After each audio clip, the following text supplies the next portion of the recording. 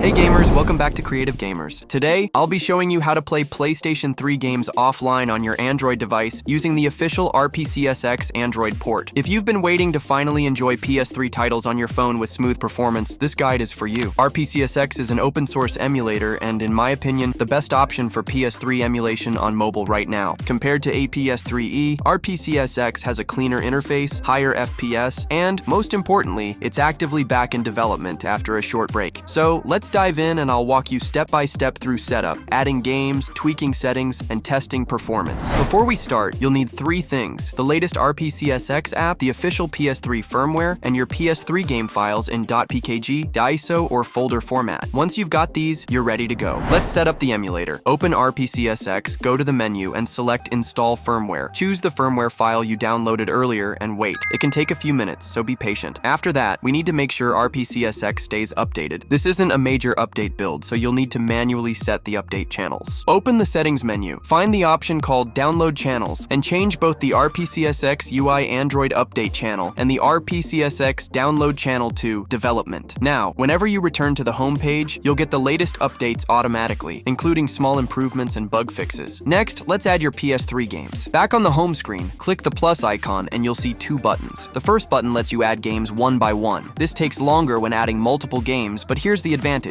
It preloads the PPU modules in the background. That means when you launch the game later, it will start instantly without waiting for long compilation times. The second button is for adding an entire game folder at once. This is much faster for building your library, but keep in mind that when you start a game for the first time, it will compile PPU modules, which can take a while. The good news is you only have to wait once. Future launches are much quicker, so if you want instant play later, go with the first option. If you want quick library setup, choose the second. Now let's tweak the settings for the best performance. Open the menu and go to Settings. Under Advanced Settings, go into Core Settings. Here, set PPU threads to the maximum 8, and also set max LLVM compile threads to 8. That's it for this section. Next, go into Video Settings. Change the resolution to 720x480 for smoother performance. Set shader precision to low. Enable right color buffers. Not always necessary, but it fixes some screen issues in certain games. Scroll down and enable stretch to display area for full screen. Set resolution scale to 60%. At the bottom, open the Vulkan settings. Set asynchronous queue to fast. Set the VRAM limit to 6 GB and enable turbo mode under custom driver. Turbo mode will push your phone's full power. Expect better FPS but also a little extra heat. Finally, in overlay settings, enable it and set the detail level to low. This isn't essential, but it's nice to keep an eye on your phone's performance while playing. Finally, in the custom GPU driver section, you can download optimized drivers directly from the emulator. Snapdragon users can benefit a lot from this. If you're on Snapdragon 8 Elite or a non-Snapdragon device, you can stick with the default. Now comes the fun part, testing your games. Simply select a game and press play. If your game crashes at launch, don't worry. Just close the app, reopen it, and try again. This usually fixes the problem. For example, my test with Sonic on PS3 ran at a stable 60 FPS with just a few small stutters at the start. After a while, it smoothed out nicely and became very playable. Now sit back and check out few game tests.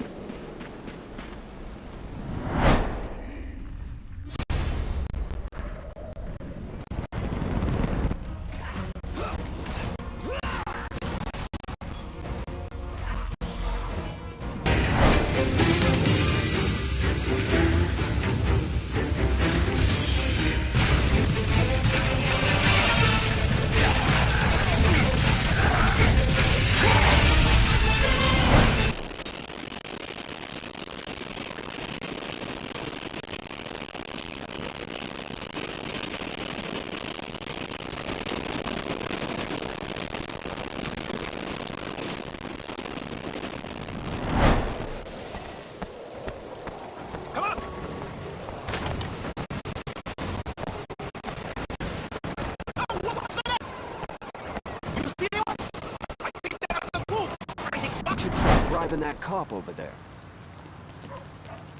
If you want my help, you gotta cough up the dough.